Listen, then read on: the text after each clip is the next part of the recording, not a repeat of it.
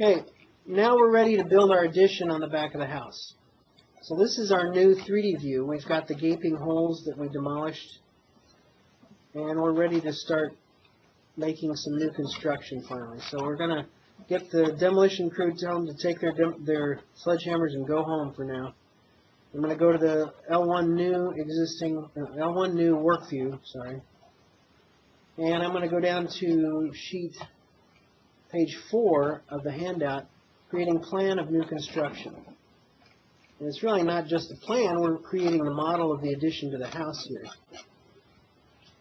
And some of this is review, but we got to keep in mind that we have to be in the right view to get it to be a new addition instead of existing walls and so on. So, before we build our new walls, we need the right wall type. And I can tell you the addition is not going to be built out of 12 inches of solid brick with an inch of plaster. We're going to use conventional construction, 21st century residential construction, or 20th century really, on this. So we need to make a wall type that is brick on wood stud. And if you look down in your browser under Families Walls, you may have one that's close,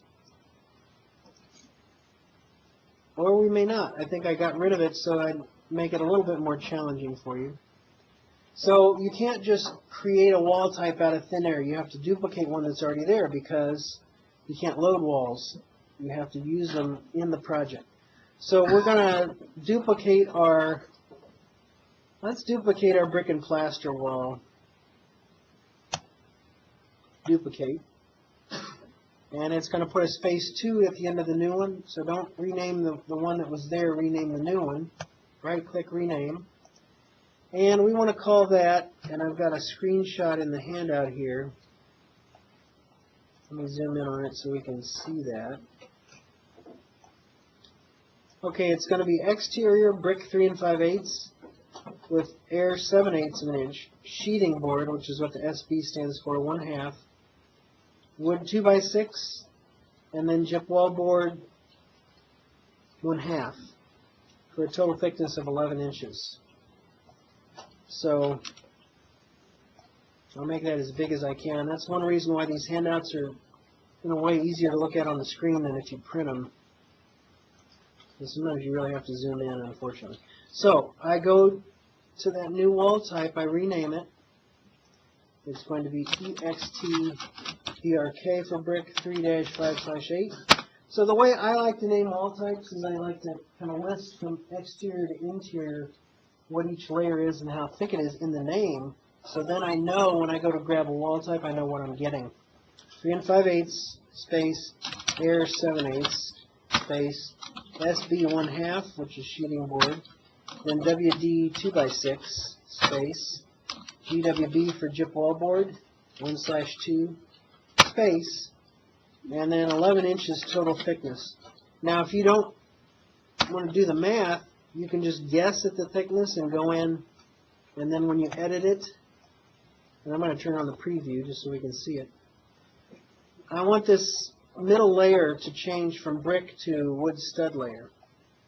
So I change its material to wood stud. I'm going to back up because I might have gone a little bit quick there. Okay, I've duplicated that wall, and I named it. And if you're trying to save time, you can temporarily rename it and call it new exterior brick new or something, but you can fix the name later. Then to get to its properties, I just double-clicked it. I got this type properties, and I turned on the preview here, which is a toggle. And then I said, we got to get into the layers, so you edit the structure of the wall type. We did this on roofs, I think, as well as, I don't think we made any wall types in the beginning in assignment A. So now I'm changing the material of that layer in the core, the structural layer, from brick to wood stud layer. Wood stud layer all the way down. And I want to change its thickness to 5.5 inches for a 2x6. Oops. And then I want to add another layer in the core, which will be my sheathing. It'll be plywood, 1/2 inch thick plywood. So I highlight that layer and I say insert, and it puts a new layer up above that. It's going to be not structure but substrate, so it is slightly outranked by the studs in importance. And I change the material to wood sheathing, and let's use plywood, not particle board OSB.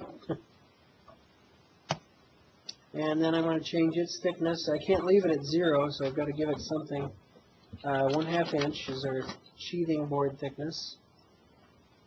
And now this finish layer on the inside, I'm going to change its material from plaster and lath to gypsum wallboard.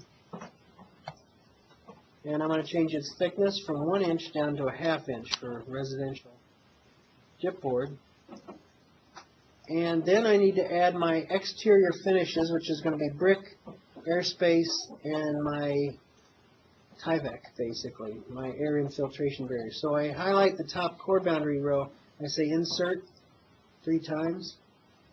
I'm going to change the top one, which is on the exterior side, to finish 4, which is what you use for exterior finishes. The material will be masonry-brick.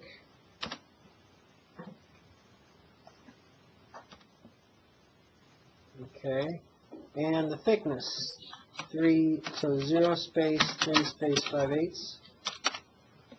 And then the next layer in from that is going to be thermal air layer as its function. And I want that to be miscellaneous. No, I can't type it, I have to find it. Miscellaneous air layers, airspace. And then the thickness for that airspace is 7/8 of an inch. And then this next layer is a membrane layer, so it has no thickness, but it's just a layer that we could do a material takeoff for square footage of this Tyvek, or the generic architectural term for Tyvek is air infiltration barrier. And really, in the old days we used felt, tar impregnated felt paper, which was, some people still think is better than Tyvek. Okay, so we got everything. It adds up to a total thickness of 11 inches, so we say okay. So we've just built ourselves a new wall type here. And even if you didn't get that far, you can just practice with me by putting in a new wall of another, like the plaster and brick wall. But that's the correct wall we want to use. So then I'm going to go back and look at my handout here and look at the dimensions we need. So for this addition, the trickiest part here is we want to start this wall so that we have an 8-inch setback from the existing east wall to the new east wall. Now I think the best way to do that, what Revit's going to try to do is it's going to try to join and clean up the corner between those walls, and we don't want that. We want to force it to do what we want it to do. So I'm going to put in my wall, and I'm going to start it away from the building a little bit. Remember in assignment A I talked about how it's easier to kind of quickly put things in and then firm them up with dimensions. So we're going to go back to that technique again. So I'm going to go to Home, Wall, pick my new exterior brick and airspace and sheathing and wood stud. I want Finish Face Exterior. And I'm going to come over and I'm just going to kind of eyeball roughly 8 inches, but I'm going to start away from the other wall. Now it's flipped, so I hit space bar, so my brick is on the right where it should be. And I'm just going to come out and over and back and just hit somewhere in between the window and the corner. Then I go back to DI. And I'm going to put a dimension from there to there to there to there. Actually, I think what I did was, in the handout, I just stopped there and I put a separate dimension down here. So I was off by just a little bit of 8 inches, but that's fine. And then I put another dimension from there to there. And then we're going to start tweaking the locations of the walls. Select that guy and move him so he's 8 inches. And after I do that, then I'm ready to select that guy and make it 15 foot or 16 foot 4. And that should be 10 foot 4 by default here. And then that back wall should be 15 feet back from the back of the house. So then I'm going to raise that up higher on the page. And then I'll have 29 foot 8. My math should work out here. I'm not really doing the math. Revit is. But that is 29 foot 8. So now, from an architectural standpoint, if we're doing a floor plan for a contractor and we say, look, here's this existing building, we're going to add on to it. But if I say, okay, that has to be 29 foot 8 and that has to be 15 foot 0, those of you who are experienced in architecture know, even if you rely on your own measurements, you can't bank 100% that this building is exactly square. So if these turns, these angles aren't quite 90 degrees, that may not work out to that value, even though the math works based on that measurement. So what you want to tell the contractor is, okay, let's hold that dimension. So you leave that as just a crisp number. But on this one, we're going to put a plus or minus at the end of it to show that. Lay that out first, come over, and what's left should be 15 feet, but it may be a little plus or minus on it. Revit has a tool that allows us to do that plus or minus type thing. I'm going to change my scale to 3/16, which is what it is in the handout. So here, what most of you have probably done this by mistake. Instead of selecting the wall and clicking the dimension to move it, you might have selected the dimension and clicked the text, and you got this. Well, what this is it's a way to allow you to put a suffix or a prefix or above or below, preserving the real value. So I'm going to put plus/minus after that. And so even if I was to move that wall to another value, it's going to leave the plus or minus on the end of what the true dimension is. So that's what that means. And then in the other direction, I'm going to select that and say, well, I don't want to do it that way. I want to select the dimension and put plus/minus. And in this case, I put F period V period, which is abbreviation for field verify. You can put that or you can leave it off, but what that really means is, okay, if you go over 8 inches here, I said 8 inches, I said 16.4, what this may be left is, it may be 10 foot 4 plus or minus, but I want you to field verify it, because it may not be exactly that. So I could have put that on both of these, but it's just another example of what notation some architects will use. Okay, so we got our walls. We're going to put our windows in. So I'm going to go to Home, Window, and I'm going to pick my casement. Did I load those last time? Yeah. When you put the FD, you can put the proposed. Would you have to put the plus or minus on that?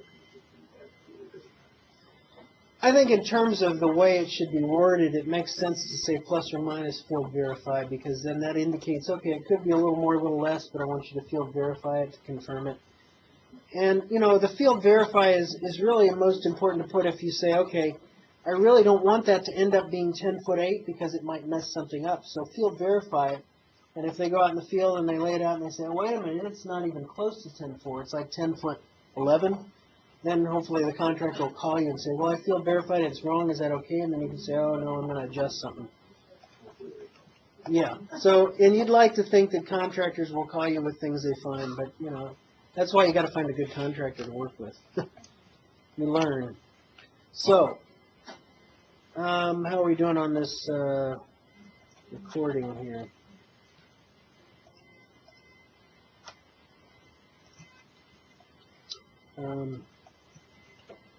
I've done the walls. I'm going to go ahead and stop this recording.